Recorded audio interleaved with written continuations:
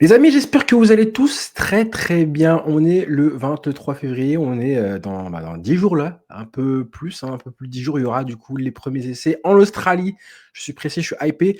Avant ça, déjà, il y aura cette semaine la sortie de la saison 14 ou 18-42, je ne sais pas, de Drive to Survive. Je crois que c'est la 8, un truc comme Ouais, ça. c'est la huitième. 8e saison. Bon, moi, c'est pas trop ma tasse de thé, on va pas se mentir, hein, je sais que c'est un petit peu romancé, même beaucoup romancé, édulcoré pour créer des Ouais, rivalités. c'est une Mais petite mise en bouche, on va dire, avant la voilà. prépare. Moi, en fait, je suis plus à l'affût de savoir, qu'est-ce qu'on va apprendre, en fait, comme d'hab Est-ce qu'il y a des trucs, croustillants qu'on ça, on en aura forcément, mais des trucs qu'on ne sait pas encore. Apprends-moi des choses, d'accord? DTS, apprends-moi des choses. On va regarder un petit peu, hein, je pense qu'il faut s'informer. Puis on fera un petit débriefing, toi et moi, en vidéo, d'accord? Ouais, bah ouais. Voilà, cette semaine, on parlera évidemment de d'actualité. On va parler de plusieurs choses, des petits thèmes qui me tiennent à cœur, notamment évidemment les tauliers de la F1, Lewis Hamilton, hein, parce que là, la hype après les essais va commencer à monter, surtout chez toi. Je sais très bien que tu vas commencer à être impatient.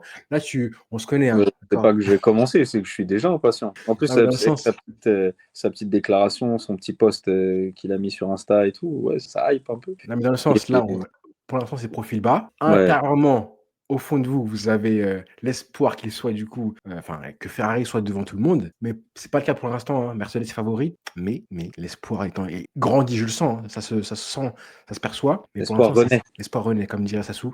Mais Ouais, je sais pas, hein, Sassou, c'était sa devise en 97. ouais, ouais. L'espoir renaît. Si, je sais. Et donc du coup, ouais, on parlera de Lewis cette semaine. On parlera de monsieur Fernando Alonso parce que c'est un sujet que j'ai envie d'évoquer, hein, sur sa carrière. On fera les carrières de Lewis, de Fernando, pas de Max parce qu'il est encore trop jeune et j'ai pas envie de faire un bilan. Mais comme c'est les 3 personnes qui pourraient quitter la F1, faut en parler dès maintenant. Et j'anticipe un petit peu le désastre qui pourrait arriver si on perd 2 ou 3 les 3 grandes figures de la F1, hein. Donc j'ai envie d'en parler dès cette semaine.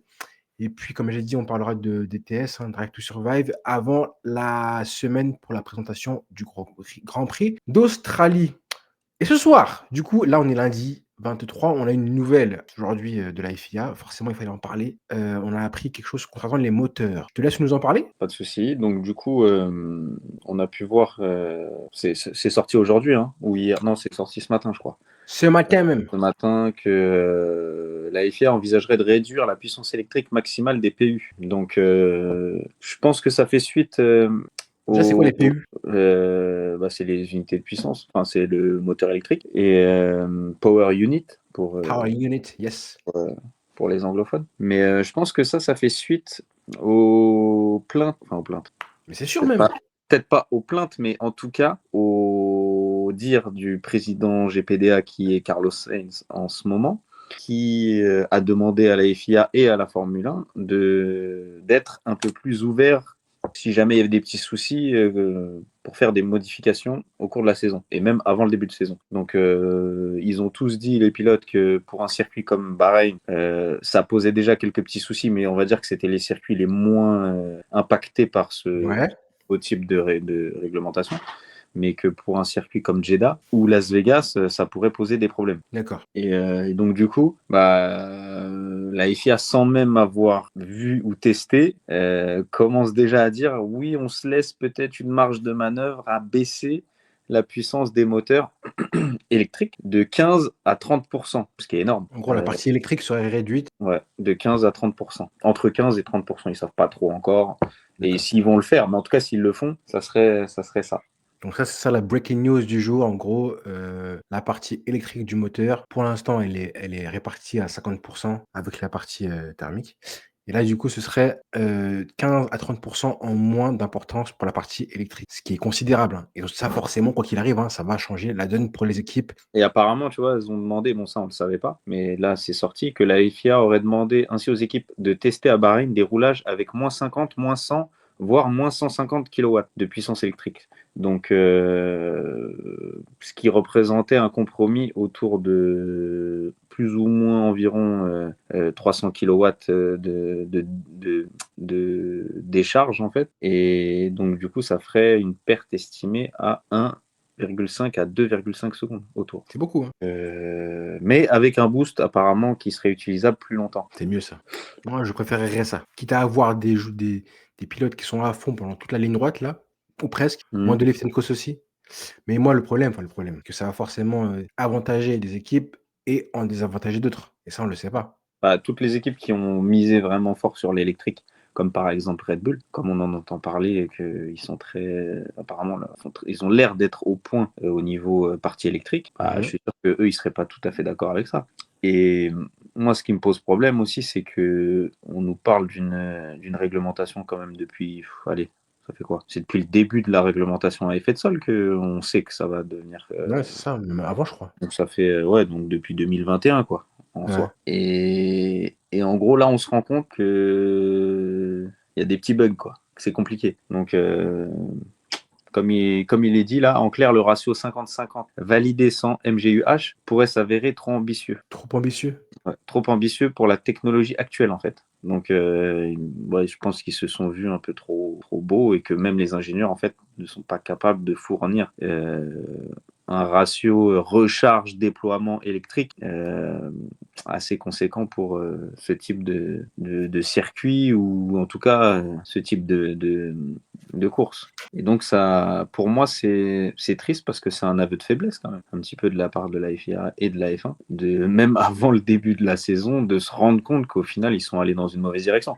Après, c'est pas la première fois au final hein, que la FIA nous déçoit au niveau des nouvelles réglementations. De quoi tu parles là? Bah, le fait que la Il y a des FIA, en fait, encore une fois, a essayé de nous pondre un règlement mais comment ça encore une fois? Tu parles de quand là? bah, en 2022. Ah 2022, la première année, tu dis: «C'est génial». Oui, mais sauf qu'ils te vendent la première année comme un truc de fou. Sauf que la 2022, c'est génial, mais jusqu'à la moitié de saison. Après, c'est fini. Non, Et, franchement, ap- et après 2023, c'est KO. Donc en fait, on nous a fait une réglementation en nous promettant enfin, des voitures qui se doublent à tout moment, mais on l'a eu qu'un an. ouais. Et encore, Voilà. hein, en 2022, je sais pas si tu te souviens, il y a eu de nombreux circuits 30 DRS, Ah, comme Imola par exemple. en 2022, Imola? Ah Ouais. non, il pleuvait, ça allait. Non, non, Ah, tu parles pour 2022. Lewis là? Mais là, tu parles pour Lewis, ah bah, Non, forcément, mais je parle même pas que pour Lewis. Imola, il y a eu pour la deuxième parce partie que Lewis, de. il a fini comme Non, 13e cette course-là? non, non, mais même pas pour la deuxième partie du tableau. Si tu regardes bien, c'était un train de DRS. Oui, c'est vrai, oui, c'est vrai. Mais bon, tu Alors parles qu'on nous avait d'Imola, pas fait ça. c'est dur de doubler Imola quand même, hein. En plus, Ouais, c'est je dur, crois mais qu'à bon. l'époque, le train de DRS était mené par une Williams qui forcément, on sait qu'ils ont une vitesse de pointe qui est assez costaud. Donc bon, à relativiser. On a eu des belles courses en 2022 frère. Non, Silverstone on en aussi, a eu des belles, dépassement de fou. mais ce que je vais te dire, c'est que ça s'est fini 2022, terminé. Et 2023, C'est vrai. donc quand tu changes tout, alors que tu sors d'une année 2021 qui est grotesque, et que au final, bon, tu te retrouves avec un début de saison 2022 qui est prometteur, mais à la fin, ça fait pchit. Non, Et ça là, fait pas pchit, hein. Ça fait pchit après 2023, ça fait pchit. 24, bon. En vrai, moi, le problème de la réglementation, on va pas en reparler, hein, mais c'est qu'à la fin, les voitures, elles étaient quand même, pas forcément, bah, c'était impossible de doubler à la fin. Vraiment à la fin 2025, hein, c'était impossible. Tu vois, Max, en 2022, il dit que la réglementation d'avant, et ben, c'était quand même compliqué de doubler, vraiment très, très compliqué ah, mais et c'est ça sûr, c'est sûr. Mais au final, tu vois, ils avaient montré, je crois, il y avait un graphique où ils montraient justement les voitures en 2022 et l'air sale qu'elles qu'elle provoquaient. générait. Et Ouais, à la fin de 2025, en fait, on était revenu au niveau de 2021. Donc, ouais, carrément, mais ouais. d'un côté, ça, on peut pas y échapper. C'est la Ouais, course. en fait, il y a des circuits où je peux te dire à quel point, c'est facile de doubler ou pas. Si vraiment on n'arrive pas à doubler à ces circuits-là, c'est que vraiment, c'est par exemple le virage, bah, le virage numéro 1 à Bahreïn, la ligne droite en général, c'est vraiment une zone de dépassement dans l'année. On sait qu'il y Mm. aura des dépassements. Pareil, le virage numéro 1 au Brésil, ça pour moi, c'est le virage dans l'année où tu te dépasses le plus facilement, ou en tout cas, il y a le plus de dépassements. On a vu qu'en 2025, hein, ça a été le néant total. Dans mes souvenirs, j'ai un dépassement pendant la course qui m'a marqué, celui de Verstappen sur Russell, mais à part celui-là, Mm. donc c'est vrai, hein, qu'à la fin, c'était vraiment critique. Mais quand je vois déjà là, 1er Grand Prix là, et même pendant les essais, comment les pilotes disent que ça va être le bordel et ça va être hyper dur pour doubler. On a vu les images. Tu as vu les images de Bottas là, qui défendait sur Hadjar, je crois? Ouais, mais ça, je te l'avais dit quand il y avait des simulations qui avaient été faites avec le mode boost, le mode et qu'à partir du moment où le mec il veut doubler, il met son boost. Ouais. Il a Pour plus ceux qui ont d'énergie. Après, celui qui défend, il le met. c'est Et ça. ça devient n'importe quoi. Pour ceux qui n'ont pas vu la séquence, hein, allez voir, vous allez voir Bottas qui défend du coup dans la ligne droite des stands là, il est devant Hadjar, hein, et Hadjar essaie de le passer, il met son boost, puis ensuite du coup, il est proche de le passer, sauf que Bottas met son boost à son tour, donc du coup, il repasse devant et là son boost se termine, ce qui fait que Hadjar se met à sa hauteur et passe au virage numéro 1. C'est pas du tout, mais absolument pas un vrai dépassement. C'est pas le mec comme à l'origine, on voyait souvent un mec l'un derrière l'autre avec l'aspiration. Ça n'a rien à voir avec ça. Vous allez voir que ils sont vraiment côte à côte, mais ça ressemble à un jeu vidéo. C'est artificiel. C'est C'est artificiel. vraiment artificiel. Donc, ça va être. J'ai peur. Là, on est juste au premier Grand Prix. Carrément, Mm. vous allez voir qu'on va même regretter l'ère à effet de sol à cause de ça. C'est possible. T'imagines? Ah. Le fiasco, mais total. Après, ce qui peut sauver peut-être le truc, c'est qu'à Melbourne, vu que c'est une piste assez serrée, on peut se retrouver avec des dépassements qui vont avoir lieu dans des endroits qu'on n'a jamais vus. Lesquels? Quel endroit? Bah, je sais pas, un peu comme il y avait en 2009, tu vois, quand il y avait le Kers, tu mettais un coup et vas-y, tu pouvais doubler, je sais pas, Ouais, dans le dernier secteur, tu vois, dans l'avant-dernier virage, par exemple, j'ai pas de souvenir comme ça, moi, hein. ou l'avant-avant-dernier virage, mais je sais Tu vois, par pas. exemple, je me rappelle de 2013, là, quand Raikkonen il gagne en Australie, ou même là, en 2025, hein, le dépassement de Piastri sur Hamilton, le dernier tour, là, pour ceux qui s'en Ouais. rappellent.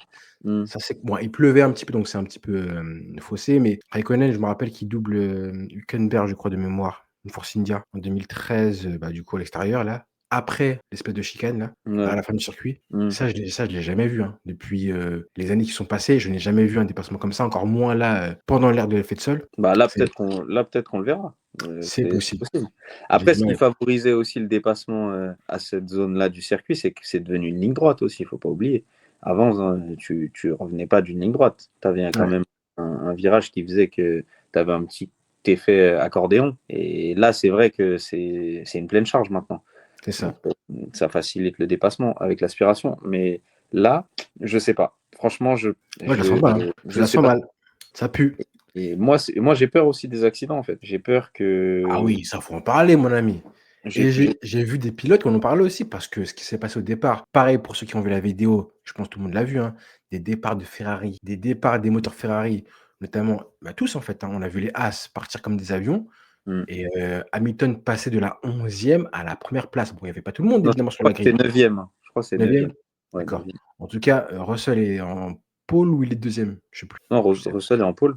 Russell est en Il se pôle met et. il se met au niveau de la pole, Hamilton est au niveau de la 9e place, il arrive à lui passer devant ou presque au T1. Tu C'est Hmm. une dinguerie. Bon, déjà la qualification, c'est pas trop, si elle sera utile du coup, mais si on a ça, ça pourrait être dangereux au niveau accident en fait, hein. Bah, surtout que ouais, si tu as une voiture qui reste collée sur la grille de départ, ouais. Après, bon, là, on voit Hamilton qui part neuvième. Il fait une grande traversée parce qu'il n'y avait pas beaucoup de voitures. Tu sais, il n'y avait pas de voiture des fois sur certaines places devant lui. Et la piste, elle est assez large quand même à Bahreïn. Après, c'est vrai qu'à Melbourne, c'est Ouais, serré. c'est plus serré, ouais. Après, si les Ferrari sont deux, j'ai envie de te dire, sont 2 et Les 4, 3, ouais, enfin, bah, c'est pareil, ou ouais, 4 et 3 et 4, ouais. ça ira parce qu'elles seront devant. Ouais, mais il y aura Mais les As, c'est pareil, hein, et j'ai même vu les McLaren aussi partir très fort, ouais. tu vois? Bon, on verra où, ça peut être drôle, hein, en mode, jeu vidéo, mais qu'est-ce que je voulais dire? Ah, ça aussi, il faudra voir si on a des équipes qui conservent cet avantage au départ sur les circuits avec des grandes lignes droites comme Barcelone,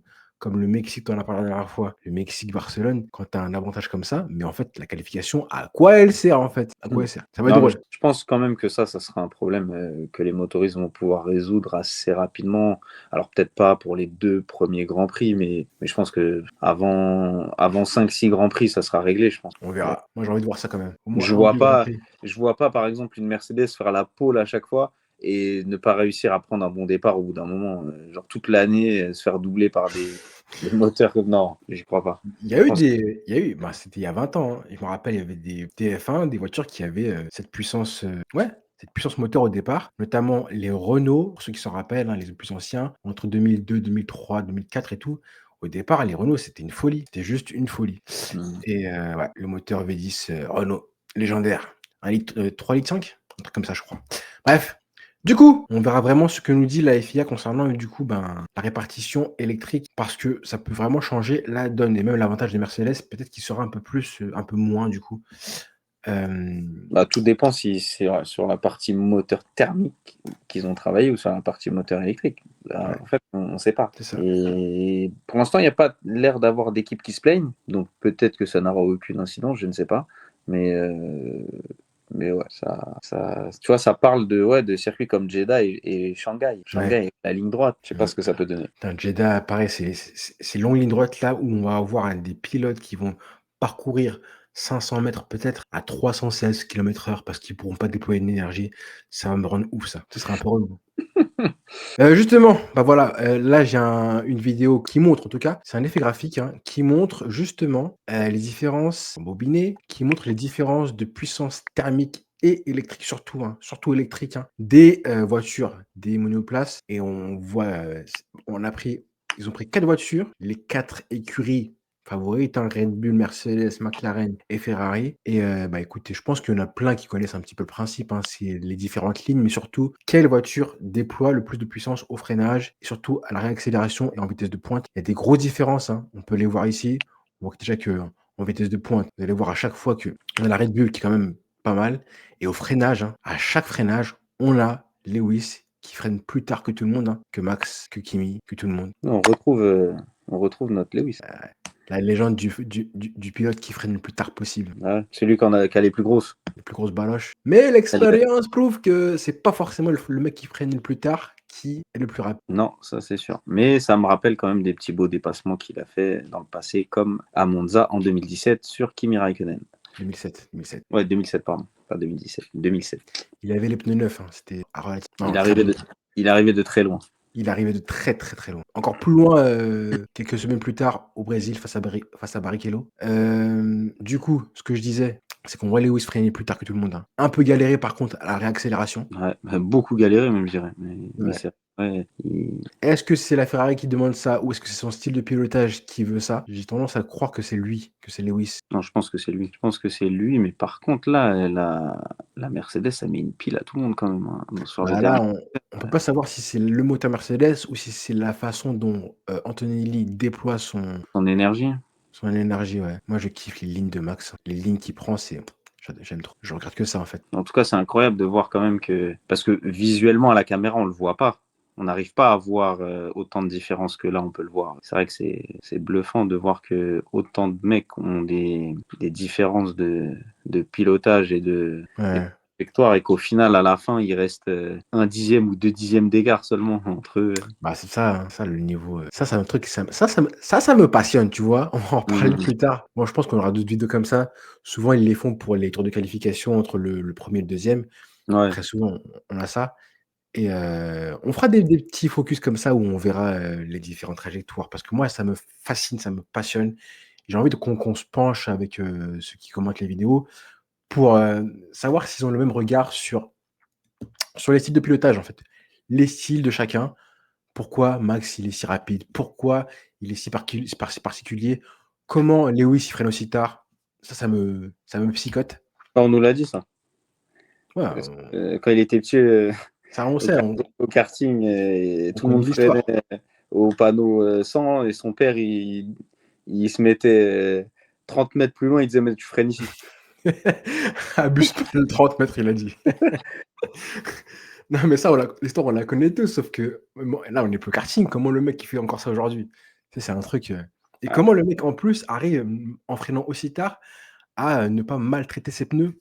Alors que c'est mm. peut-être le mec qui les gère le mieux, hein, sur la grille, Lewis. Ça, c'est un truc, c'est un mystère, tu vois? Donc, Et je sais pas si tu as vu justement, ils ont posé la question, il y avait Sainz et Albon. D'ailleurs, c'est une interview, vous pouvez la trouver. Où la question c'est, il la pose à Albon et Sainz, mais bon, c'est Albon qui répond. Et il leur demande, ouais, quel pilote, à votre avis, sera le plus à même ou avantagé, ou en tout cas de mieux gérer cette nouvelle réglementation. Et bah, Albon, il répond que c'est Lewis parce qu'il pense que la voiture, le fait qu'elle soit plus courte, plus légère et plus maniable, on va dire, ça correspond plus à son style de pilotage. Et justement, on parlait du gars qui freine plus tard, du coup qui prend le virage beaucoup plus direct, court, il a dit. mais par contre qui s'en fout un peu de la sortie. Sorti, c'est vrai. Ben, ouais, alors, Il a dit exactement: «Je pense que c'est Lewis, je pense aux voitures plus légères, je pense que son style convient un peu mieux à ces voitures. Il prend les virages vraiment courts et ne se concentre pas vraiment sur les sorties de virages. Je ne pense pas que ce soit le pire dans ces voitures, donc on verra bien». Il a peut-être raison, hein. Ce qu'on comprend, mis à part le moteur et tout qui dérange tout le monde, en termes d'aéro et de maniabilité, on retrouve des voitures qui sont proches des années, on va dire 2006, 7, 8. Ouais. Alors Albon, quand il dit ça, moi je pense qu'en général, il est pas dans le faux, hein. Il analyse assez bien. Il avait parlé de Max, on se rappelle ce qu'il avait dit. Peut-être qu'il a raison dans le sens où, la réaccélération, quand il dit, Lewis ne s'occupe pas forcément de ses sorties, peut-être que le fait qu'on est sur une réglementation où le moteur a une importance énorme et tu peux appuyer des boosts en réaccélérant, ça Mmh. peut faire en sorte que, Ouais, Lewis compense ça comme ça. ça comblerait son Ouais, déficit en sortie, ouais. c'est possible, c'est fort possible, ouais. En tout cas intéressant. On en reparlera, hein, tout ça, comme je disais, parce que moi, ça me fascine. Moi, ça me passionne de parler de lignes, de trajectoires et qu'on se demande tous ensemble pourquoi ils sont si particuliers et même, en fait, on ne le sait pas, mais moi, je suis pas mal de journalistes, hein, des consultants anglophones notamment, parce qu'eux, vraiment, ils sont passionnés par ça Mmh. et ils disent, j'en suis déjà 2 en particulier, il y en a un qui est assez connu, il s'appelle Martin et qui parle du fait que vraiment Lewis et Max, ils ont un style de pilotage complètement opposé, hein. Et lui, il prend l'exemple de Federer et Rafa en disant: «C'est un peu l'équivalent de ça». Comme quoi, voilà, Max, c'est un mec qui prend les virages hyper courts, en mode short corner, il appelle ça et Lewis, c'est un mec qui prend les virages très tard, certes, il freine tard, mais il prend un peu arrondi en essayant de conserver la vitesse qu'il accumulait, du coup, en freinant si tard que ça. Donc, c'est un petit peu c'est même des styles complètement différents et moi, justement, j'ai envie qu'on en parle parce que je trouve ça, bah, intéressant et surtout fascinant. En tout cas, je pense que tout le monde a vu que, parmi les 4 équipes qui ont été montrées dans la vidéo, là, il y avait pas Aston Martin. Eux, tu as eu des informations un petit peu là? Parce que j'étais assez inquiet et j'avais prédit, hein, les amis, je vous avais dit que je sais pas à quel point on verra, hein, mais que ça pouvait être la grosse désillusion de la saison, mais j'avais pas prévu que ce serait aussi dramatique que ça. Après on verra, hein. Peut-être que, là, d'ici le 1er Grand Prix, ils vont revenir. En tout cas, pour l'instant, Bah, ils voilà, s les dernières news qu'on a, c'est que, Alonso était au courant de la situation à peu près 4 mois, enfin, il y a à peu près 4 mois. Donc je pense, fin de saison, de l'année dernière. dernière. Il a dû l'apprendre vers, le Grand Prix du Qatar ou, par là, que ça allait être compliqué. C'est là que tu vois que les gars, ils sont quand même, poker face. Ouais, bah, oui. Parce qu'à la fin de l'année, tu le vois plutôt content, il se dit que l'année prochaine, ça va, il a Langue noué de un. bois, lui spécialiste langue de bois, jeu de rôle, d'acteur, lui c'est le meilleur pour ça. Après, bah, du coup, ouais, une déclaration de lui que comme quoi il est pas si inquiet que ça et qu'il se dit que tout problème a une solution. Ça aussi, j'y crois pas. Ouais, moi non plus. Surtout que de l'autre côté, on a des sorties, médiatiques qui disent que bon, si jamais ça va pas, en gros, on l'a perdu à la fin de l'année, Ouais, c'est la retraite et une autre, donc après il y a eu quand même cette semaine, on n'a pas fait de vidéo, mais sur ça, mais il y a eu quand même un communiqué de Honda par rapport à la dernière journée d'Aston Martin aux essais, où forfait, forfait pour le dernier jour. sale. Parce que l'avant-dernier jour, en gros le jeudi, Alonso, ils ont détecté un problème sur son unité de recharge et que en gros ils ont adapté le programme de Stroll le lendemain. Ils avaient dit qu'ils feraient des petits stints, mais du coup il a fait 5 tours, je crois. Et bah, ils ont plié bagage. Donc c'est très très très inquiétant pour Melbourne. Mais apparemment, Honda dirait qu'ils ont trouvé ce qui ne fonctionnait pas et qui pourrait arriver en Australie avec un moteur qui fonctionne. Parce que là, tout le monde pense comment ils peuvent finir une course là, en fait. Déjà, ouais, Donc ça sent le flop, ça sent le flop. On fera une vidéo, hein, pour parler d'Alonso et de ses choix de carrière cette semaine, parce que moi ça m'inquiète. Ça m'inquiète, mais en même temps, je le blâme, je trouve qu'il est responsable pour la grande majorité des cas. On en parlera. hmm. En tout cas, merci Yann pour, l'actualité du jour. On se retrouve du coup, comme j'ai dit cette semaine, on a pas mal de contenu, intéressant, à venir. Ouais, La hype monte. petit à petit, Drive to Survive, un peu plus de 10 jours du début de saison. Je En pense qu'on va tous plus se lever à 5 heures du matin. c'est ça le truc, c'est j'allais le dire. En plus, là, c'est cool, c'est que les grands prix, l'horaire sera tôt le matin, donc on va pas trop attendre.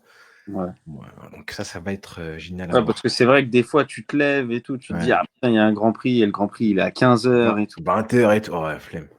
Ah ouais, le pire, quand c'est dans la zone Amérique, ouais, ton dimanche, il est long. Ouais. Donc là, ce sera très tôt le matin. Donc on sera là.